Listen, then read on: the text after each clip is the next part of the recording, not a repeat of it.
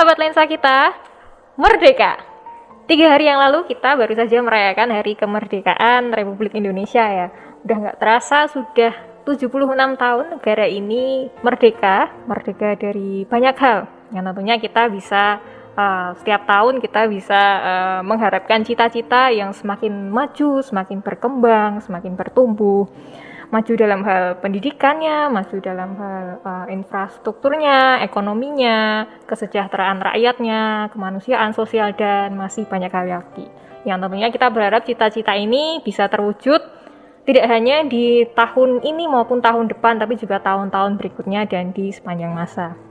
Nah, kita juga tidak bisa melupakan perjuangan dari para pendahulu yang sudah berjuang di masa penjajahan maupun di masa kemerdekaan hingga reformasi dan sampai di masa Indonesia yang sekarang ini.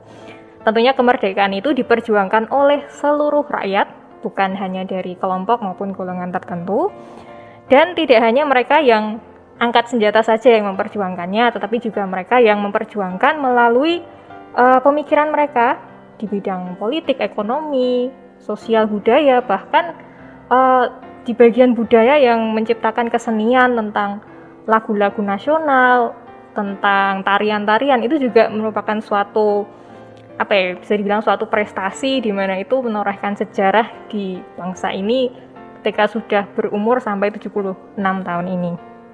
Dan tidak hanya yang berjuang tuh dari kalangan usia tertentu juga, nggak cuma dari orang-orang dewasa maupun orang-orang yang sudah sepuh gitu, yang sudah senior, tapi juga anak-anak dan bahkan orang-orang muda yang terus berkobar, jiwanya berapi-api untuk terus memerdekakan Indonesia di masa-masa saat ini dan masa-masa mendatang seterusnya.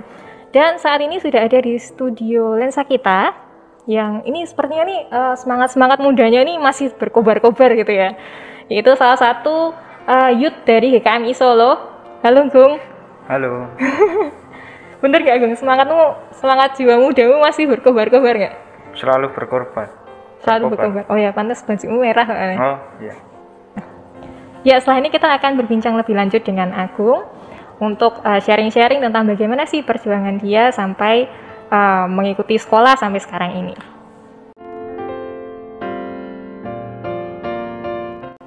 Nah Gung, ketika kita merayakan Hari Kemerdekaan Indonesia itu kan merupakan suatu rutinitas ya, kita kan merayakan setiap tahun. Bahkan di sekolah pun kan kita itu juga tanggal 17 pagi kita harus datang ke sekolah, harus dijemur, upacara panas-panas gitu kan. tapi kan habis itu libur gitu ya, bahagia. Terus juga di setiap tanggal 17 Agustus itu adalah momen dimana kita bisa dapat diskonan. Dapat diskonan, dapat promo ya. Atau kemarin dapat promo kan ya. Terus juga kayak pesta rakyat kayak di kampung-kampung ataupun di sekolah kan ada lomba makan kerupuk bareng karo, terus ada malam tirakatan juga. Itu kan suatu perayaan kan emang harus ada pestanya, harus ada yang huru-haranya, yang meriah-meriahnya. Nah tapi kan 2 tahun ini kita di situasi pandemi, kita kayak udah nggak bisa kayak gitu lagi, semuanya serba online. Nah kalau merayakan hari kemerdekaan versimu tuh selama ini tuh kayak gimana Bung? Menurut pengalamanmu bahkan yang di 2 tahun terakhir ini? Ya, hari kemerdekaan kan pastinya penting ya buat kita Indonesia ini. Jadi perbedaan di masa pandemi atau tidak itu sangat berbeda sekali. Soalnya sebelum pandemi itu euforianya itu terasa gitu loh. Kalau pandemi kayak gini, kayak hari kemerdekaan ya udah kayak biasa gitu. Ya karena sebelum pandemi itu kan ada banyak acara, kayak saya jadi kayak penggerak di kampung gitu, kayak mengadakan lomba-lomba, jadi kayak rasanya beda gitu. Kalau waktu untuk mengisi kemerdekaan ini ya cukup belajar dengan rajin aja sih. Belajar apa Gung? Belajar ya di bidang sekolah kita harus tetap rajin gitu. Nah salah satu belajar tentang apamu tadi Gung, itu apakah juga belajar tentang perjuangan? Jadi kayak biasanya kan kalau kita upacara kan kita pasti akan selalu mengenang jasa-jasa para pahlawan. Itu apakah juga salah satu pembelajaranmu lewat situ? Ya, dan itu juga termasuk pembelajaran. Lewat perjuangan. Iya, gitu. lewat perjuangan. Kalau kita ngomong soal perjuangan ya Gung ya, itu kan kaitannya dengan kalau kita berjuang itu kan kita ingin mendapatkan hasilnya. Hasil, ya. Atau mungkin kita bisa sebut itu adalah prestasinya. Iya, bisa. Prestasi, apalagi ketika prestasi itu bisa menorehkan sejarah nih, ada sejarah baru nih dalam hidup. Tapi mungkin ketika kita ada di posisi orang lain ya, bukan posisi yang sedang berjuang, kita akan cenderung menilai itu cuma dari hasilnya. Iya, kan? betul. Tidak menilai dari prosesnya. Kayak misalnya ini yang baru-baru ini kita di Olimpiade yang badminton kan, women double-nya kan bisa dapat emas gitu. Banyak hadiahnya. Hadiahnya banyak, ada listnya ada banyak. Nah, tapi juga ada yang ginting, yang single man. Tapi dia cuman orang-orang menyebutnya cuman dapat perunggu, nggak dapat emas. Padahal ketika mendapatkan perunggu itu juga suatu keberhasilan, ya kan? Betul. Itu adalah suatu prestasi juga, suatu sejarah juga gitu bagi diri ginting dan juga bagi Indonesia. Nah, itu kan kalau kita dari sisi orang lain ya, Gung ya. Mungkin kamu ada pengalaman yang bisa kamu sharekan ke sahabat lensa kita tentang pengalaman dari sisimu, dari dirimu, perjuanganmu dan bagaimana kamu menjalani perjuangan itu sehingga itu bisa menghasilkan suatu nilai hasil yang bisa kamu sebut itu sebagai prestasi. Kalau buat saya prestasi itu juga sangat penting ya. Kita harus istilahnya kita harus memperoleh hasil atas apa yang kita perjuangkan gitu.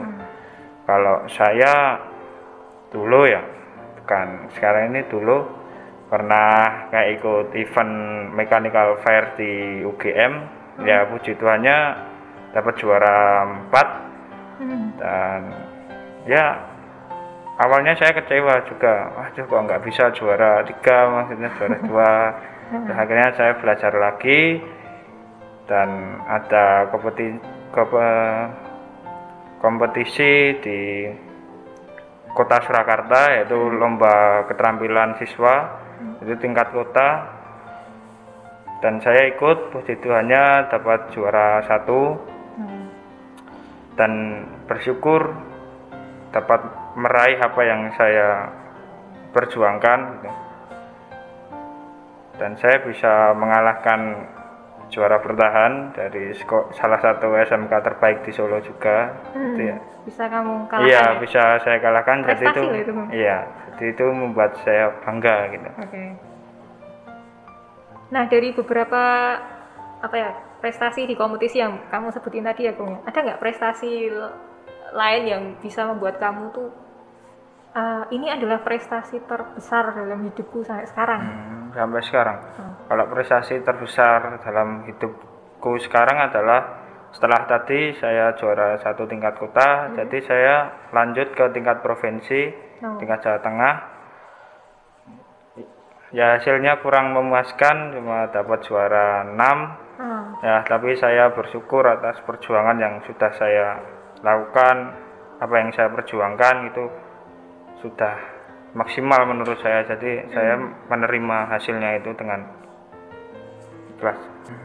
Nah, itu tadi beberapa lomba yang kamu sebutin tuh lomba-lomba apa aja, Bung? Spesifiknya? Spesifiknya itu kayak lombanya itu berkaitan dengan quality control. Kalau kita mengenal kayak alat ukur jangka sorong mikrometer, nah itu yang dilombakan itu kita bisa mendapatkan hasil yang sangat teliti dan dalam waktu yang sangat cepat gitu. Iya. Berarti main angka hitung-hitung. Iya, main angka desimal, ya, harus paham benar desimal. Jadi kamu pintar matematika kan? Biasa saja. Oh biasa. Ya kan itu pakai matematika? Iya, pakai matematika. Desimal 3. 3 angka belakang koma, 4 angka belakang koma harus hafal sih. Nah, itu kan berarti ini sekarang umurmu berapa, Kang? 18 tahun. 18. Berarti kamu udah lulus SMA ya? Iya, udah lulus SMK. Ini berarti baru mendaftar di perguruan tinggi. Oke. Nah, kamu daftar di perguruan tinggi sudah diterima? Puji Tuhan sudah. Itu lewat apa ya? Jalur prestasi dari prestasimu sebelumnya atau mandiri kayak gitu? Kalau saya ngambil yang jalur prestasi dan puji Tuhannya dapat beasiswa dan sama sekali tak membayar biaya untuk kuliah. Beasiswa aku berarti ya? Iya. Di mana, Gung? Di ATW Solo Baru. Singkatan apa itu? Akademi Teknologi Warga Solo Baru. Itu jurusan apa? Jurusan Teknik Mesin. Teknik Mesin. Iya. Sip. Wah, itu prestasi ya, Gung? Iya. Itu berarti kamu dapat jalur prestasi dari kompetisimu kemarin itu? Iya. Sip. Nah, selama kamu mengikuti beberapa kompetisi itu ya, Gung ya, itu kan pasti ada tantangan, ada kesulitan yang kamu hadapi. Pernah nggak kamu memikirkan sampai, udahlah aku menyerah aja? Bahkan sebelum kamu mulai ikut kompetisi atau di tengah-tengah atau mungkin udah waktunya udah mau selesai, kamu akhirnya mau, bisa aku nyerah gitu. Kamu pernah nggak mikir kayak gitu? Kalau tantangan sih itu dalam diri kita ya sebenarnya. Kalau saya pribadi, tantangan yang menurut saya paling besar adalah rasa malas, karena saya termasuk orang yang malas tapi harus tetap semangat seperti itu. Itu perjuangan juga. Iya, itu perjuangan mengalahkan rasa malas. Mengalahkan diri sendiri itu perjuangan itu. Tapi akhirnya kamu bisa mengalahkan ya? Iya. Dan rasa ingin menyerah pasti ada ya, kalau rasa ingin menyerah. Tapi saya selalu mengubah mindset saya untuk keajaiban itu tidak akan terjadi bila kita di zona nyaman terus. Jadi kalau kita cuma malas-malasan, kita ya juga nggak upgrade gitu. Nah, ada nggak, Gung, tips untuk teman-teman sebayamu, terutama generasi Z ini, gimana sih caranya supaya kita tuh harus pantang menyerah gitu loh. Kalau kita menghadapi masalah pun kita juga harus jangan menyerah lah. Ini adalah sebuah proses. Iya. Kalau menurut saya ya, kalau anak muda itu harus berani mencoba ya. Mencoba apa yang hal baru kita harus coba. Jikalau kita nanti gagal atau nggak berhasil di tengah jalan, tetap mau berusaha lagi gitu. Karena di Indonesia ini butuh anak-anak muda yang mempunyai kayak kemauan atau kemampuan untuk berusaha sampai berhasil gitu sih kalau menurutku. Jadi pantang menyerah aja. Nah, kalian akan sampai di tujuan yang kalian perjuangkan itu, entah kapan.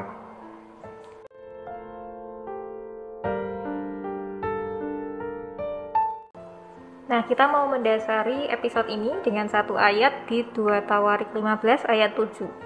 Tetapi kamu ini kuatkanlah hatimu, jangan lemah semangatmu karena ada upah bagi usahamu. Nah, ini kan ada kata-kata upah ya, Bung? Iya, betul. Jadi bisa nyambung nih sama perbincangan kita tadi. Tanggapanmu soal ayat ini gimana, Bung? Tanggapanku tentang ayat ini, saya sangat setuju karena ya usaha tidak akan mengkhianati hasil. Jadi tetap harus kayak mengandalkan Tuhan di setiap usaha yang kita lakukan aja. Gitu. Nanti pasti ada jalan gitu. Balik lagi ya, Bung, kalau ada kemauan pasti ada jalan. Iya. Dan pasti semuanya kayak ketika kita merencanakan sesuatu, pasti Tuhan yang akan menyempurnakan. Iya. Atau malah Tuhan mengganti dengan hal yang lebih sempurna menurut dia gitu. Butuh Tuhan juga dalam usaha. Nah, kayak kata-kata Mutiara tadi ya, Gung ya, usaha tidak akan mengkhianati hasil. Terus apa yang akan kita lakukan ketika hasil yang kita peroleh itu nggak sesuai sama ekspektasi kita? Kalau saya pribadi kecewa sih boleh ya, karena manusiawi. Tapi kita jadikan rasa kecewa itu pembelajaran. Oh, kita mereview kemarin kita kurangnya apa ya, dan kedepannya kita akan memahami dan mempelajari kesalahan kita yang dulu. Dan kalau kita menghadapi sesuatu lagi, ya tidak melakukan kesalahan yang sama seperti itu. Jangan sampai keulang lagi. Iya, jangan sampai keulang lagi. Kita harus belajar dari pengalaman. Tapi kamu pernah nggak, Gung?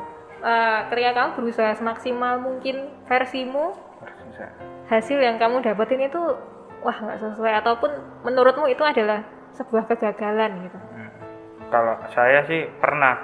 Misalkan saya udah usaha sedemikian rupa terus kayak nggak sesuai ekspektasi, jadi saya juga kecewa.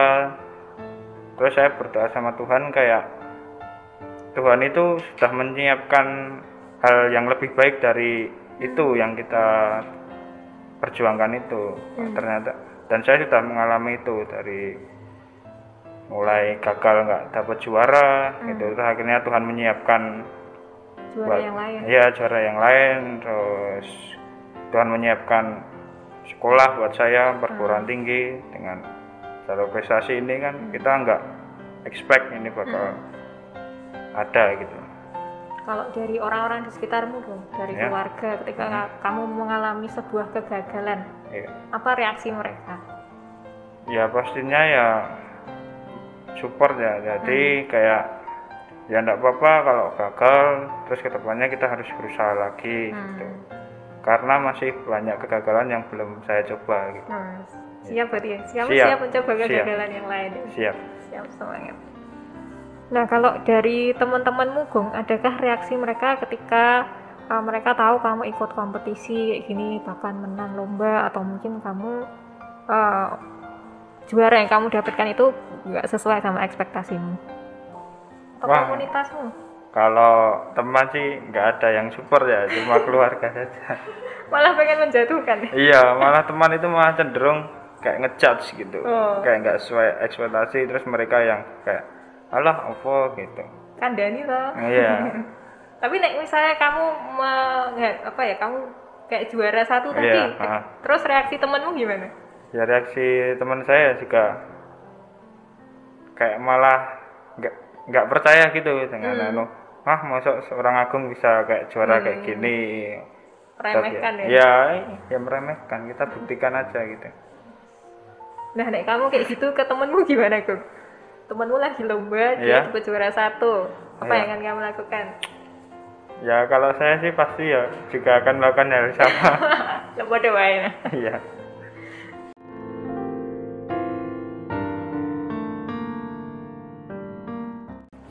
Jadi kalau menurut saya jangan pernah menyerah, tetap berusaha, karena saya pernah baca di suatu buku ada kata-kata seperti ini: jika kalian mempunyai sebuah alasan untuk menyerah, maka ingatlah kalian juga punya 1000 alasan buat bertahan.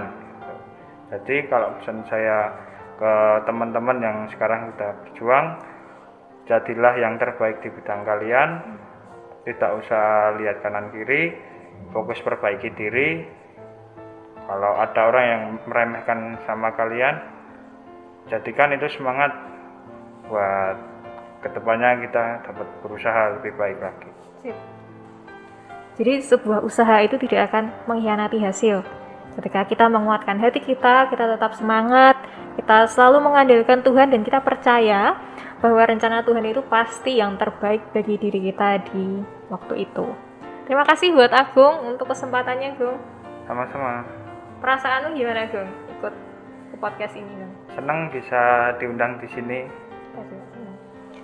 Terima kasih juga untuk sahabat lensa kita yang sudah setia mendengarkan dan juga menonton podcast lensa kita di episode yang ke-30 ini dari awal sampai akhir. Tetap ikuti terus podcast lensa kita yang akan tayang setiap minggunya hanya di channel YouTube dan juga Spotify GKMI Solo. Dan jangan lupa untuk tetap patuhi protokol kesehatan ya, selalu pakai masker, terus rajin basuh tangan, terus apa lagi, Gung? Jaga jarak, sama jangan berkerumun, dan selalu mencuci tangan. Sip, mencuci badan juga ya, Gung ya? Mandi yang rajin. Terima kasih, sampai jumpa dan Tuhan Yesus memberkati.